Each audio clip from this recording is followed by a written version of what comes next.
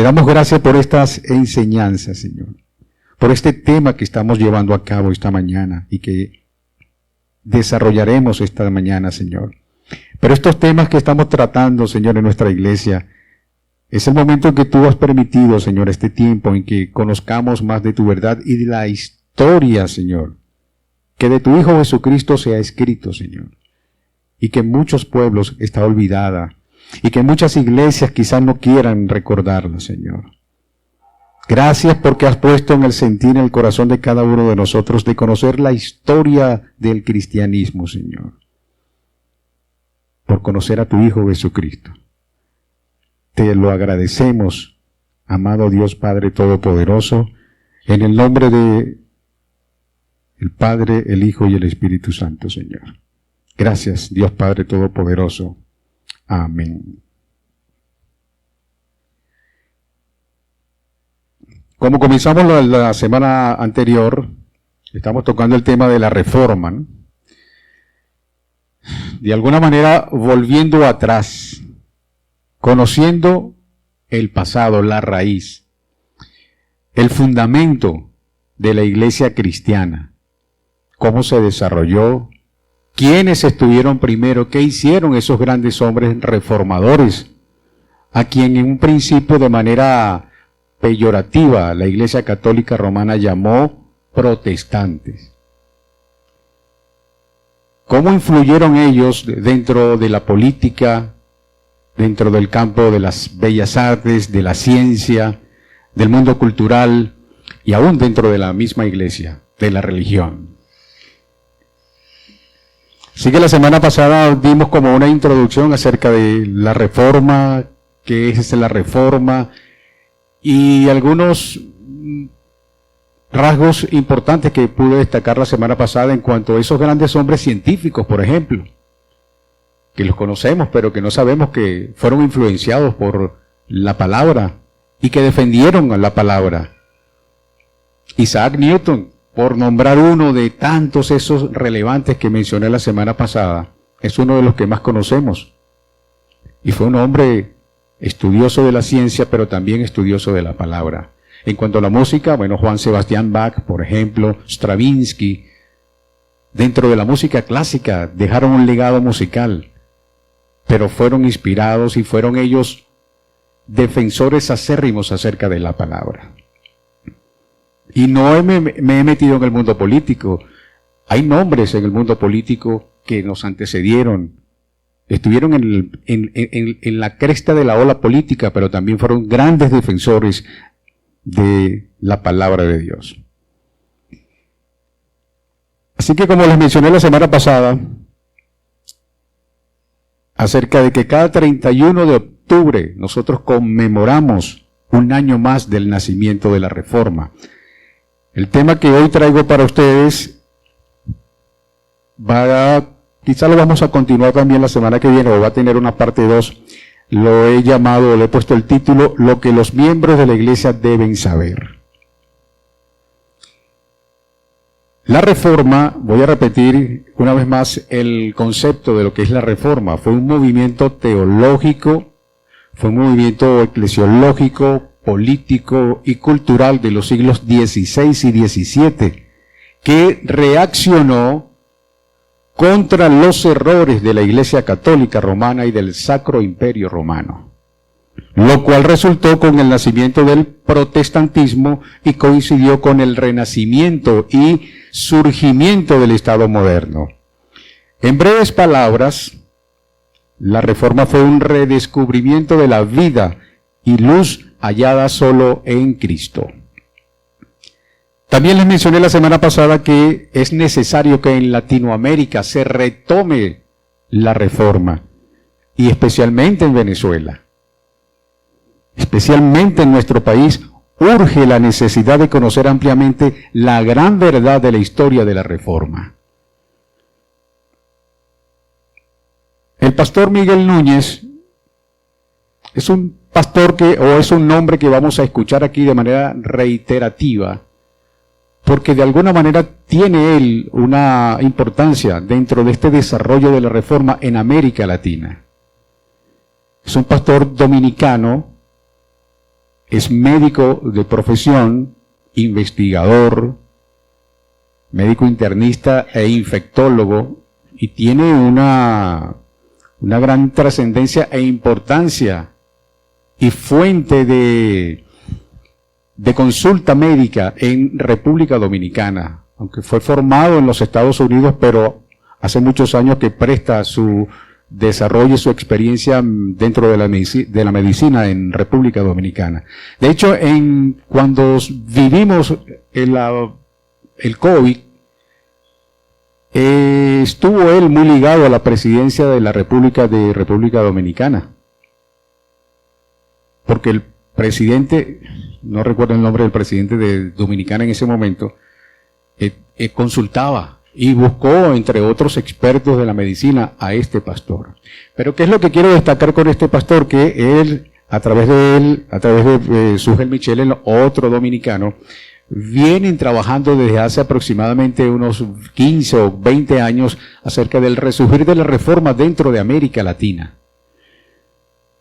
Así que él, después de haber hecho un estudio exhaustivo sobre la historia y sobre la situación de la iglesia cristiana y del cristianismo en América Latina, afirmó que, de manera muy triste, que la reforma nunca afectó a esta región. Él cita a Paul Freston, un sociólogo de la religión y uno de los estudiosos más famosos y expertos del mundo en cuanto a la religión latinoamericana. Él explica que no han existido reformas nacionales cristianas ni protestantes en el tercer mundo, o sea, de este lado del mundo, de este continente donde nosotros habitamos. Sin duda, necesitamos nuestra reforma a la manera de la reforma del siglo XVI. Hay quienes afirman, cuando ya estudian la vida de Martín Lutero, que este fue influenciado por otros maestros que le antecedieron, que le precedieron, como John Huss, como John Wycliffe, Girolamo Savonarola y Pedro Baldo. Ahora, ¿quiénes fueron estos hombres? ¿Qué hicieron estos hombres? ¿Estos hombres también vieron errores dentro de la iglesia? Y estoy hablando de hombres que estuvieron unos 300 antes de que naciera Martín Lutero y naciera la Reforma. Porque cuando se estudia la Reforma vemos que el punto de partida es Martín Lutero. Pero antes, bueno, estos hombres se influenciaron y estuvieron en una, digamos, si cabe la palabra, revolución política y de la religión en aquel tiempo, 300 años antes. Y a ellos se le llamó como los prerreformadores. Así que les voy a mencionar, de eso voy a hablar esta mañana. Voy a mencionarles, hacer un relato biográfico de estos 4 personajes. De eso trata la enseñanza de esta mañana. Entonces les menciono en primer lugar a John Wycliffe. John Wycliffe falleció en el año 1384. También John Huss, fallecido en 1415. Esto es una pequeña introducción, de todas maneras les voy a repetir los nombres. Por ejemplo, ellos veían errores doctrinales dentro de la Iglesia Católica que necesitaban ser abordados. El cardenal Gasparo Contarini, sacerdote y considerado un gran humanista de la época, enseñaba la justificación por la fe. Dentro de la Iglesia Católica era la que había, la que existía. Hasta que entre los años 1545 y 1563 se celebró el conocido Concilio de Trento y allí se decidió condenar lo que este sacerdote hacía. ¿Y qué es el Concilio de Trento? Para que tengan una idea. Fue un concilio ecuménico de la Iglesia Católica Romana convocado en respuesta a esa reforma protestante. Así que vayamos a la prerreforma. ¿Qué pasó allí en esta prerreforma, si le vamos a llamar de esta manera? Pero hubo 4 personajes muy diferentes, estilos diferentes, que provenían de diferentes lugares, que vivieron en tiempos y en contextos distintos, pero tuvieron muchas cosas en común.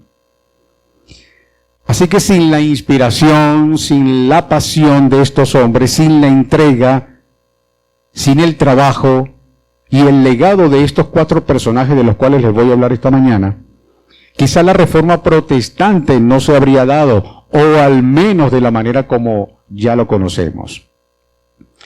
Así que el primer nombre que voy a mencionarles es Pedro Valdo. Pedro Valdo. En 1170, en este año, 1170, él era un comerciante muy rico, comerciante que tenía mucho dinero y muy conocido en la ciudad de Lyon, en Francia. Él tenía una esposa, tenía 2 hijas y muchas propiedades. Pero algo sucedió en aquel momento, en un momento de su vida. Algunos dicen que él presenció la muerte repentina de un amigo. Otros dicen que escuchó una canción espiritual de un juglar itinerante. Lo cierto es que Valdo se sintió profundamente preocupado por su estado de salud espiritual, ni siquiera su salud física, sino que este acontecimiento, del cual no se tiene claramente qué fue lo que ocurrió, le hizo pensar en su espíritu, en la condición espiritual. Y esto lo condujo a una crisis por saber cómo podría salvarse. Así que la primera decisión que tomó este hombre, ¿cuál creen ustedes que fue? Leer la Biblia. Muy bien, hermano. Eso fue lo primero que hizo. Salió corriendo. Déjame ver qué dice la Biblia al respecto. ¿Por qué estoy sintiendo esto que siento? Yo me imagino que él haría algo así. Pero como solo existía la llamada Vulgata Latina en ese momento y su conocimiento del latín era totalmente precario, porque la Vulgata Latina había sido escrita en latín y no se le enseñaba a nadie el latín. Y la razón por la cual es porque la iglesia quería tener el control de ello. Y la gente no tenía acceso a la Biblia, la gente no podía leer la Biblia. Leer la Biblia era una gran condenación por la ley. Imagínense ustedes ese escenario. Así que él contrató a 2 eruditos para que le tradujeran a su idioma y así poder estudiar el texto sagrado que él mismo comenzó a estudiar. Luego buscó el consejo espiritual de un sacerdote quien le enseñó la historia del joven rico, esa que vemos en los evangelios, y le citó a Jesús. Y él le impactó este versículo, el de Lucas, capítulo 18, versículo 22. Aún te falta una cosa. Vende todo lo que tienes y dalo a los pobres y tendrás tesoros en el cielo. Y ven, sígueme. Bien, las palabras de Jesús en el Evangelio como que traspasaron el corazón de Pedro Valdo. Al igual que el joven rico, Valdo se dio cuenta en ese instante de que había estado sirviendo al dinero y no a Dios. Pero a diferencia del joven rico que se alejó de Jesús, Valdo se arrepintió e hizo exactamente lo que Jesús dijo. Entregó todo lo que tenía a los pobres.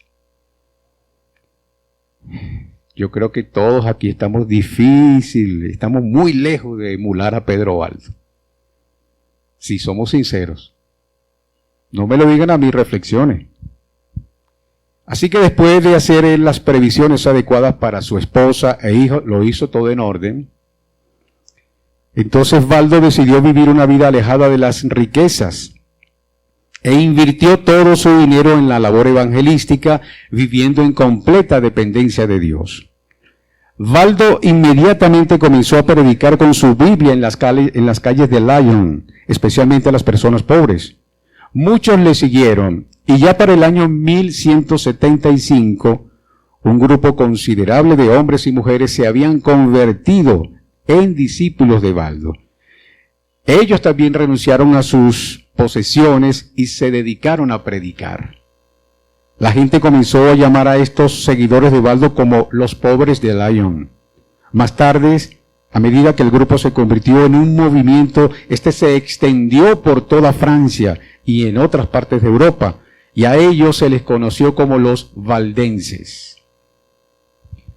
Cuanto más Baldo estudiaba las Escrituras, más se preocupaba por ciertas doctrinas, por prácticas y estructuras del gobierno de la Iglesia de Roma, sin mencionar su riqueza, que se contraponía con la visión y la experiencia de lo que significaba ser cristiano para Baldo.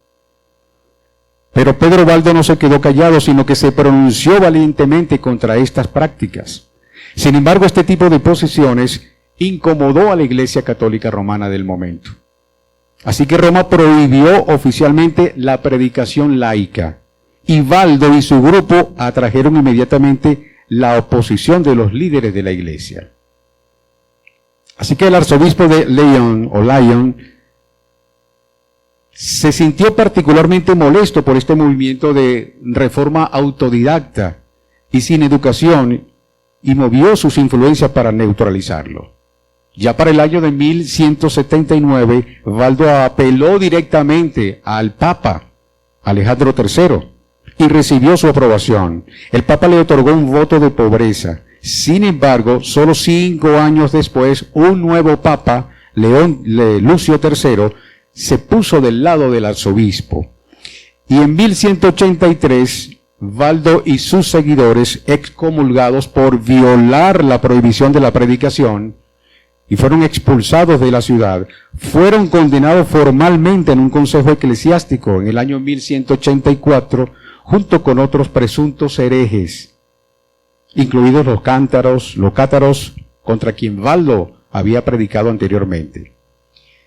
Si la Iglesia romana no hubiese expulsado a Baldo, tal vez ese movimiento se hubiera convertido en una comunidad religiosa más, de las decenas que existían ya dentro de la Iglesia.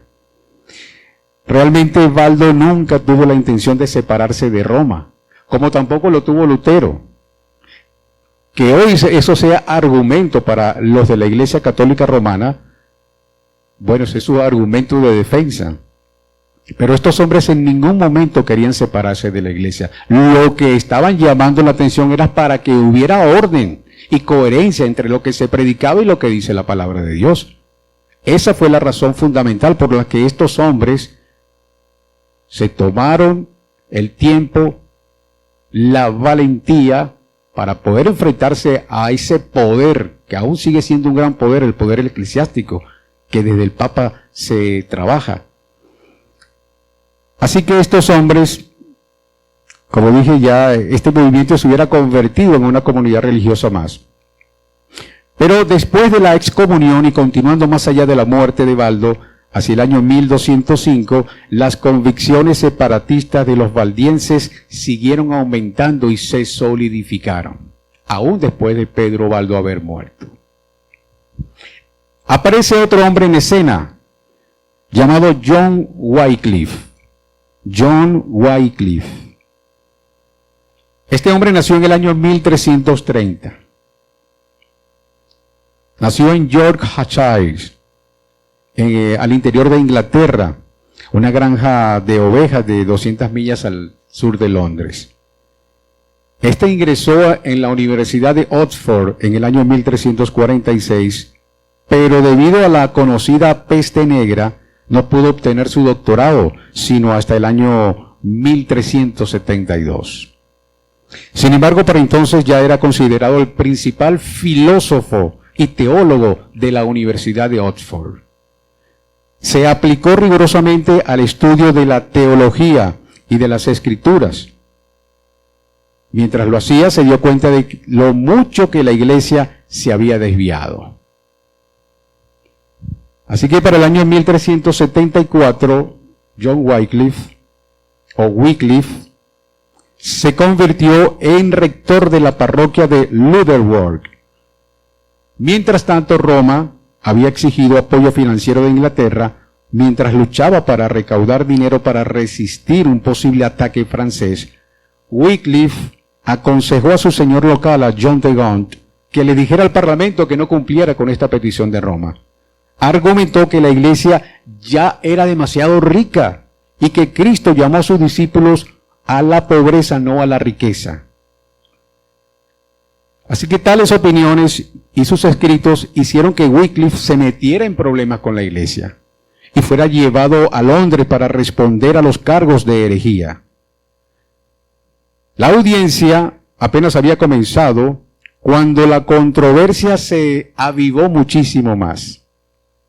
Pronto estallaron en una gran discusión que terminó con la reunión en ese momento.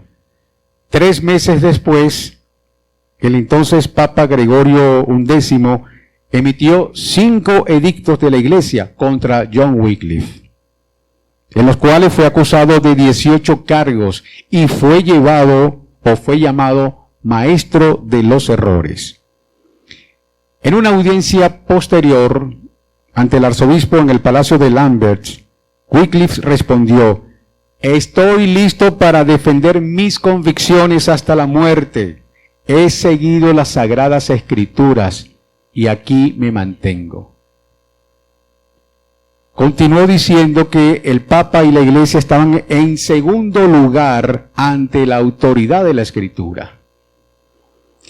Esto no le cayó bien a Roma, pero debido a la popularidad de Wycliffe en Inglaterra y a una posterior división en el papado, hoy conocido como el Gran Cisma de 1378, cuando se eligieron 2 papas rivales, Wycliffe fue puesto bajo arresto domiciliario y obligado a dejar de pastorear. Creyendo que cada cristiano debería tener acceso a las Escrituras, ya que solo las traducciones en latín estaban disponibles en ese momento, pues John Wycliffe comenzó a traducir la Biblia al inglés, aprovechó su encierro y comenzó a traducirlas en su idioma, con la ayuda de un amigo, John Purvey. Pero no solo era necesario traducir la Biblia, también tuvo que ser copiada y distribuida. Así que este proyecto se emprendió con mayor rapidez cuando se inventó la imprenta, por allá en 1440, por lo que las copias tenían que hacerse cuidadosamente a mano. Así que a pesar de los desafíos, cientos de Biblias fueron reproducidas y distribuidas por los ejércitos de pastores de Wycliffe, quienes predicaron en toda Inglaterra. Así que ya no era solamente Inglaterra, desde un tiempo por un lado en Francia, por los seguidores de Valdo, ya toda Francia estaba avivándose de la palabra de Dios, estaban conociendo lo que para ese momento era control de la iglesia, y ahora no solamente era Francia, ahora era Inglaterra. Así que estos hombres, quienes predicaron por toda Inglaterra, seguidores de Wycliffe, llegaron a llamarse Lollardos, que fue un movimiento político y religioso. ¿Se dan cuenta, hermanos, que es ahora en este tiempo cuando nos dicen la política por aquí y la religión por este lado? No, hermanos, desde el comienzo la política y la religión estaban de la mano, estaban fortalecidas. No había una decisión política en ese tiempo que no se tomara en cuenta si no se consultaba con miembros de la religión, con miembros de la iglesia. Así que estos Lollardos, movimiento político y religioso, así fueron llamados los seguidores de Wycliffe.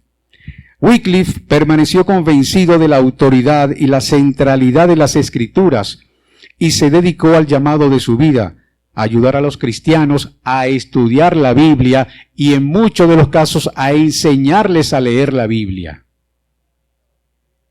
John Wycliffe murió el 30 de diciembre del año 1384, casi exactamente 100 años antes de que naciera Martín Lutero. Esto causó un gran impacto en la iglesia, porque 43 años después de la muerte de John Wycliffe, los funcionarios, mire lo que hicieron, desenterraron su cuerpo, quemaron sus restos y arrojaron las cenizas al río Swift. como que pretendían de que, bueno, sacando esto definitivamente se iba a desaparecer la enseñanza y todo lo que este hombre había hecho. Y se deshacieron de esos restos, pero no del legado que John Wycliffe ya había formado. Así que esto siguió extendiéndose por toda Inglaterra y pasando las fronteras de Inglaterra. Hay otro nombre que también figura en esta lista de los llamados prerreformadores.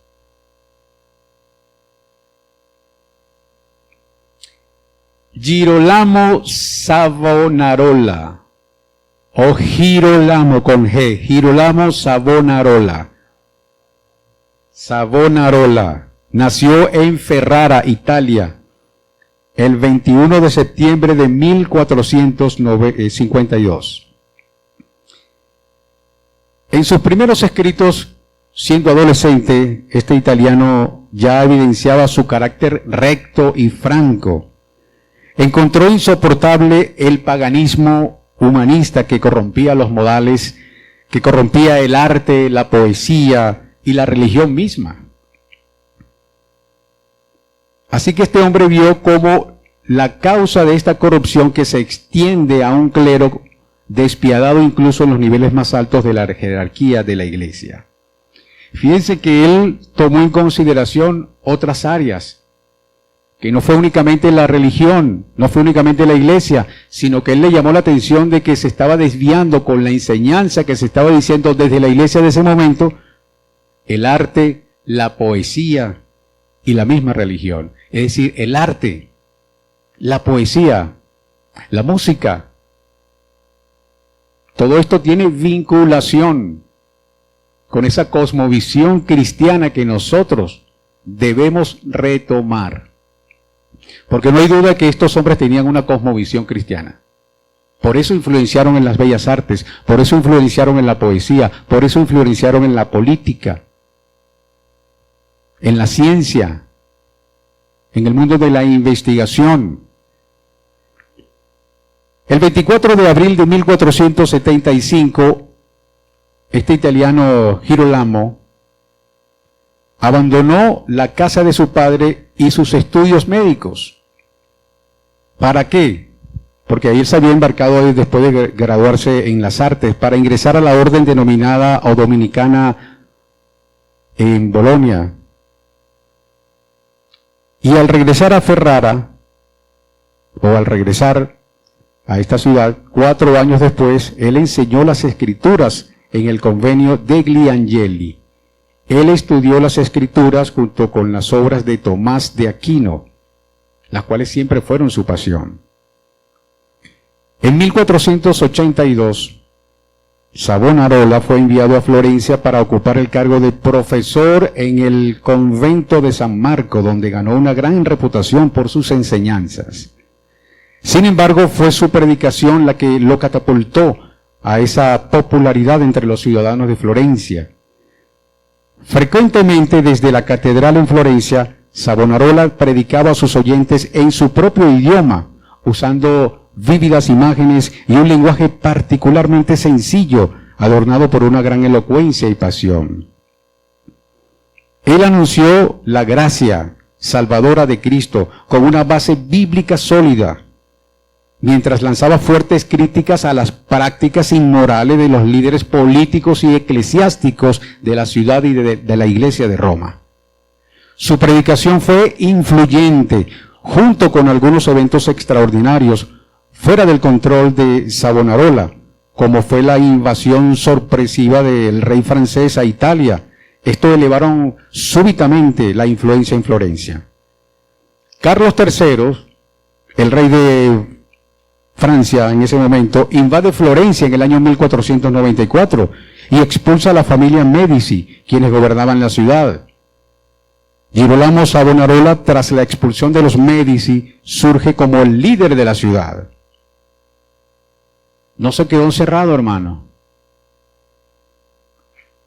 Hombre creyente, defensor de la palabra de Dios, creyente, acérrimo en Dios, en su Hijo Jesucristo. ¿Pero qué hizo? Estaba involucrado en la política. cosa que hace falta hoy día. Y la política no es mala, malo es la manera como se ha hecho la política, las personas que están haciendo política. Y no de este tiempo, desde hace muchísimos años se viene trabajando la política para un negocio de lo que están allí. Y ustedes y yo y el resto de los ciudadanos, llámese venezolanos o no, somos tontos útiles. Siempre hemos sido tontos útiles de los políticos. Así que es tiempo de que comencemos a prepararnos. No que ahora vamos a hacer todo político. No estoy mencionando ni siquiera esa es la intención. Pero si estos hombres lo vemos, cómo ellos influenciaron en todos los campos. Y en este tiempo hemos aprendido de que, bueno, los de la iglesia solamente a lo de la iglesia. No, hermanos, tenemos que retomar ese espíritu reformador, como hicieron estos hombres. Así que durante ese tiempo se comenzó a enfatizar fuertemente el regreso de Cristo. Como consecuencia, llamó a Florencia a vivir como una nueva Jerusalén. Su reforma moral llevó a una reorganización política que fue recibida con mucho entusiasmo por los florentinos. Savonarola buscaba establecer una república cristiana en la ciudad. Hacia la cúspide de estos cambios, Savonarola organizó a los jóvenes de Florencia para modelar e incitar una reforma, promoviendo varias hogueras de vanidades como protesta contra el carnaval anual de Mardi Gras. Estos jóvenes incitaban a los ciudadanos a destruir instrumentos de tentación como máscaras de carnaval, como cartas de juego, vestidos caros, maquillaje, espejos, incluso instrumentos musicales y hasta obras de arte. La última de estas ocurrió en la Plaza de la Señoría, en el centro de Florencia, el 7 de febrero de 1497, meses antes de que el Papa Alejandro VI excomulgara a Savonarola. Después de su excomunión, el conflicto de Savonarola con el Papa Alejandro VI se encendió cuando el Papa logró interceptar algunas cartas que Savonarola había enviado a los reyes de Francia, de Inglaterra, de España, de Hungría y al emperador de Alemania, pidiéndoles llamar a un concilio eclesiástico para destituir a ese Papa por los abusos que se estaban cometiendo dentro de la Iglesia. El 13 de mayo de 1497, Savonarola fue expulsado de la Iglesia. Finalmente el Papa ordenó su arresto y su ejecución. El 8 de abril de 1498, una delegación del ejército del Papa entró en Florencia mientras la ciudad no oponía resistencia. Savonarola y los suyos acabaron siendo detenidos. Poco después, Savonarola fue acusado de herejía, rebelión y errores religiosos, fue conducido a la prisión de Florencia y durante 42 días se le sometió a tortura.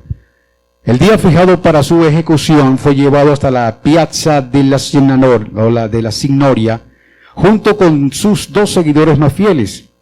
A los tres se le quitó la ropa, fueron tratados como herejes y entregados al brazo secular para su ejecución. Fueron estrangulados en el garrote vil antes de ser arrojados a la hoguera. Este hecho ocurrió el 23 de mayo del año 1498. Y el otro nombre que tiene una fuerza impactante dentro de la prerreforma y con el cual se le vincula de alguna manera a Martín Lutero fue John Wycliffe. Este hombre, quien se le llamó a menudo, o se le llamaba a menudo, la estrella de la mañana de la Reforma.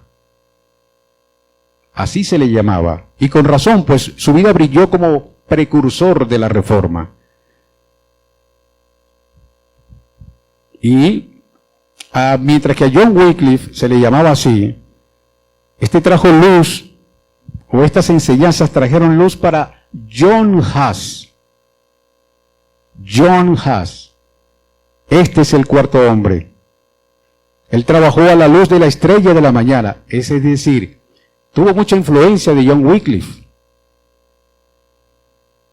Así que cuando la luz mayor de la Reforma estaba a punto de amanecer, a través de Wycliffe, Dios llevó luz a personas que vivían en la oscuridad, y una de ellas fue John Huss.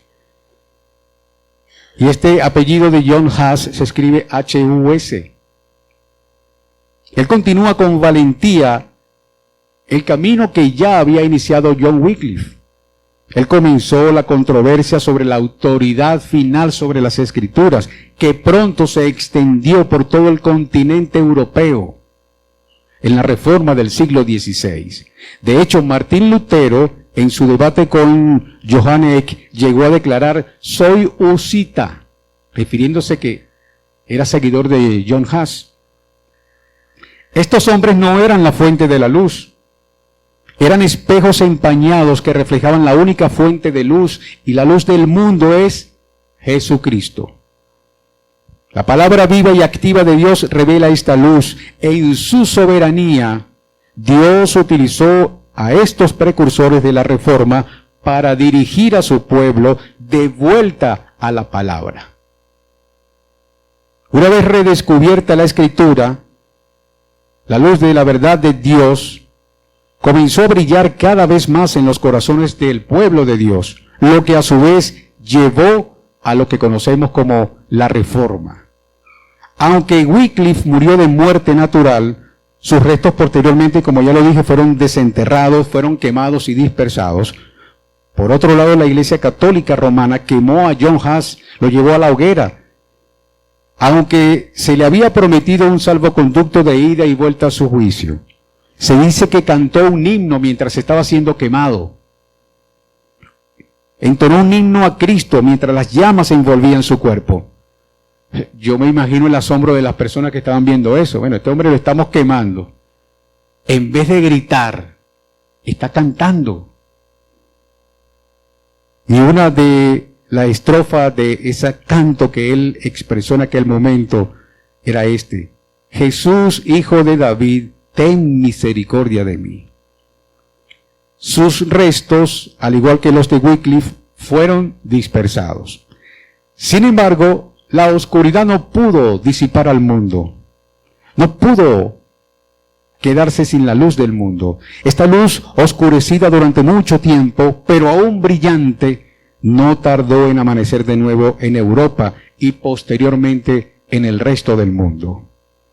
En su vida y muerte, John Huss no se señaló a sí mismo, sino a la palabra de Dios como nuestra única autoridad infalible para la fe y para la vida.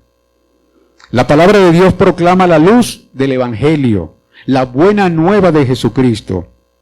El mensaje de John Huss era sencillo. Para conocer la verdad, la iglesia debe ir a la fuente de la verdad, que es la Sagrada Escritura. Los reformadores recogieron el manto de Wycliffe y de John Huss y comenzaron a gritar ad fontes, es decir, a las fuentes. Imploraron a la iglesia que volviera a la revelación divina, al texto original de la Sagrada Escritura, porque el Espíritu Santo da vida y libertad a través de la luz del Evangelio de Cristo. Mis hermanos, debemos considerar la relevancia de la Reforma, especialmente la relación que ésta guarda con la iglesia local y con el ministerio pastoral.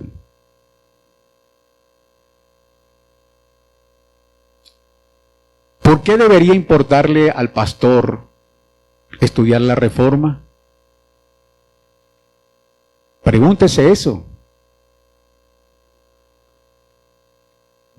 ¿Qué conexión tiene la Reforma con la predicación expositiva, con la evangelización, con la disciplina en la iglesia, con la autoridad de la iglesia, con las ordenanzas, con la consejería pastoral? Reflexionemos sobre estas preguntas. De paso, van a ser temas también en este contexto de la Reforma que vamos a desarrollar en los próximos días. Existe un peligro si se idealiza el pasado, hermanos. Si nada más nos quedamos con una idea de lo que sucedió. Pero peor aún es si nos olvidamos por completo de lo que pasó antes, si no conocemos la historia. Por ejemplo, las palabras del profesor de teología Michael Reeve acerca de la predicación expositiva citan cómo caracterizaban los sermones de Juan Calvino previos a la Reforma. Estaban llenos, dice Juan Calvino, que esa predicación estaban llenas de dulces historias, de especulaciones divertidas y solo unas pocas expresiones sacadas de la palabra de Dios. Esto pareciera que estamos hablando de la iglesia actual. Dulces historias, especulaciones divertidas, emociones y pocas expresiones sacadas de la palabra de Dios. Me parece que estamos a tiempo, mis queridos hermanos, de aprender todavía de aquellos que nos precedieron. Será como escuchar una gran sinfonía por primera vez. Termino con esto, hermanos. Como cristianos, sabemos que no hay más que una verdadera fuente de luz. Y el Espíritu Santo seguirá disipando las tinieblas en los corazones del pueblo de Dios a través de su palabra. Y un día, cuando Cristo vuelva a consumar su reino, lo transformará todo. Al vivir como cristianos del siglo XXI, estamos llamados a vivir coram Deo, delante del rostro de Dios, de cara a Dios, conscientes de quién es Dios, mientras llevamos la misma antorcha encendida que llevaron Wycliffe, Hus y Lutero al proclamar con valentía la luz del mundo a un mundo que sigue oscuro y moribundo. Que Dios nos ayude y nos acompañe. Vamos a orar, hermanos. Bendito sea Dios Padre Todopoderoso por estas enseñanzas, Señor. Gracias, Señor, porque tú estás delante de nosotros, Señor. Porque ahora tenemos conciencia de que no escondemos nada, Señor. Que podemos engañar a nuestro prójimo, pero a ti no, Señor. Ahora vivimos coram Deo, Señor. Ayúdanos a entender cuál es nuestra cosmovisión, Señor. ¿Por qué ahora debemos vivir delante de ti, Señor? Ayúdanos, Señor, así como ayudaste a aquellos hombres de aquel tiempo que con valentía llevaron la luz al mundo, a que nosotros también, Señor, con la antorcha en manos, llevemos luz a esas personas que están oscuras, que están moribundos, Señor, allá afuera, Señor. Ayúdanos, Señor, que avive en nosotros, inyecta esa pasión reformadora en cada uno de nosotros, para el beneficio de tu iglesia.